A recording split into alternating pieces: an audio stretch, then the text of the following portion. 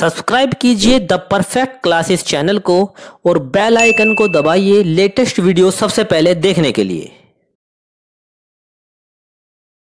Students, आप सभी का आपके चैनल द परफेक्ट क्लासेस में स्वागत है। शिक्षा निदेशालय राष्ट्रीय राजधानी क्षेत्र दिल्ली की वर्कशीट नंबर 26 डिस्कस कर रहे हैं। क्लास 8 की वर्कशीट है, विषय सामाजिक विज्ञान की, 29 अक्टूबर 2021 की। तो स्टार्ट करते हैं वर्कशीट। संविधान बनने की प्रक्रिया। 20वीं सदी तक आते आते भारतीय राष्ट्रीय आंदोलन कई दशक पुराना हो चुका था। स्वतंत्रता संघर्ष के दौरान राष्ट्रवादियों ने इस बात पर काफ़ी विचार किया था कि स्वतंत्र भारत किस तरह का होना चाहिए। ब्रिटिश शासन के अंतर्गत उन्हें जिन नियमों को मानना पड़ता था वह उन्होंने खुद नहीं बनाए थे। औपनिवेशिक राज्य के लंबे अत्याचारी शासन ने भारतीयों के सामने इतना ज़रूर स्पष्ट कर दिया था कि स्वतंत्र भारत को एक लोकतांत्रिक देश होना चाहिए। उसमें प्रत्येक नागरिक को समान माना जाएगा, सभी को सरकार में हिस्सेदारी का अधिकार होगा। इसके बाद यह तय करना था कि भारत में लोकतांत्रिक सरकार का गठन कैसे किया जाए और उसके कामकाज के नियम क्या होंगे। इस काम को पूरा करने में लगभग 300 लोगों ने योगदान दिया, जो कि 1946 में गठित की गई संविधान सभा के सदस्य थे। संविधान सभा की बैठकें लगभग अगले 3 साल तक होती रहीं, तब जाकर भारत का संविधान बना। संविधान सभा की प्रारूप समिति के अध्यक्ष डॉक्टर भीमराव अंबेडकर थे। संविधान सभा के इन सदस्यों के सामने एक बड़ी जिम्मेदारी थी। हमारे देश में कई समुदाय थे, उनकी ना तो भाषा एक थी, ना एक धर्म था और ना ही एक जैसी सांस्कृतिक थी, मतलब एक जैसी संस्कृति थी। वैसे भी जब संविधान लिखा जा रहा था उस समय हमारा देश भारी उथल पुथल से गुजर रहा था, लेकिन इन सदस्यों ने अपने दायित्व को निष्ठा से निभाते हुए एक दस्तावेज तैयार कर दिखाया, जिसमें राष्ट्रीय एकता को बनाए रखने के साथ साथ विविधता के प्रति गहरा सम्मान दिखाई देता है। संविधान के मुख्य लक्षण और आयाम क्या होते हैं बच्चों, देख लेते हैं हम लोग। संघवाद, इसका मतलब देश में शासन चलाने के लिए विभिन्न स्तरों पर अलग अलग प्रकार की सरकारों का होना। हमारे देश में 3 स्तर पर सरकार काम करती हैं। प्रथम केंद्र स्तर, केंद्रीय सरकार।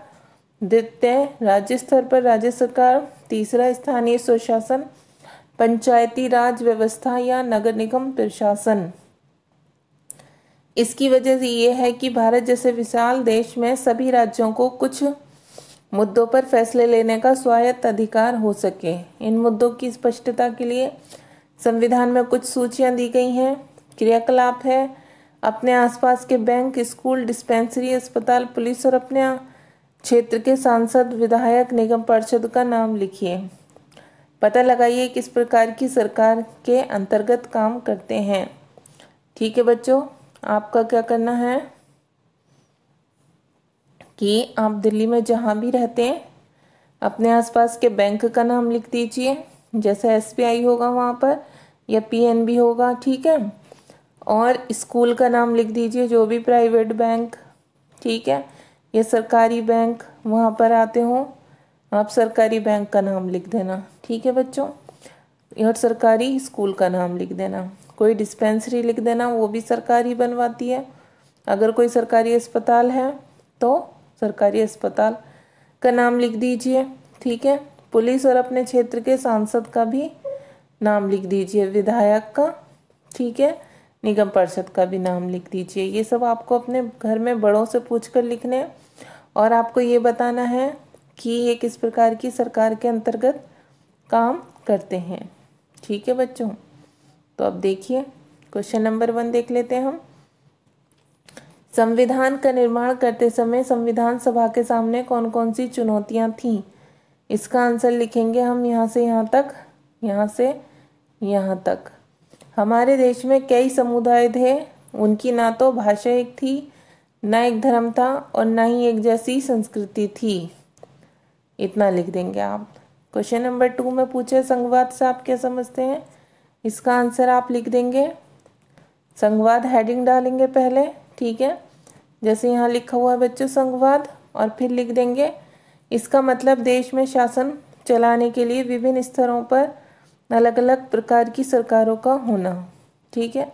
और फिर क्वेश्चन नंबर 3 है, हमारे देश में कितने स्तर की शासन व्यवस्थाएं हैं, लिखिए। तो इसका आंसर आप लिखेंगे, देखिए यहाँ पर 3 है बच्चों, ये हमारे देश, यहाँ से लिखेंगे आप 3। हमारे देश में 3 स्तरों पर सरकार काम करती है।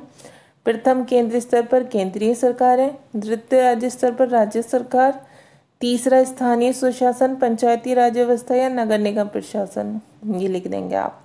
ठीक है, चौथा, हमारे देश के लिए संघवाद की व्यवस्था महत्वपूर्ण क्यों है, लिखिए।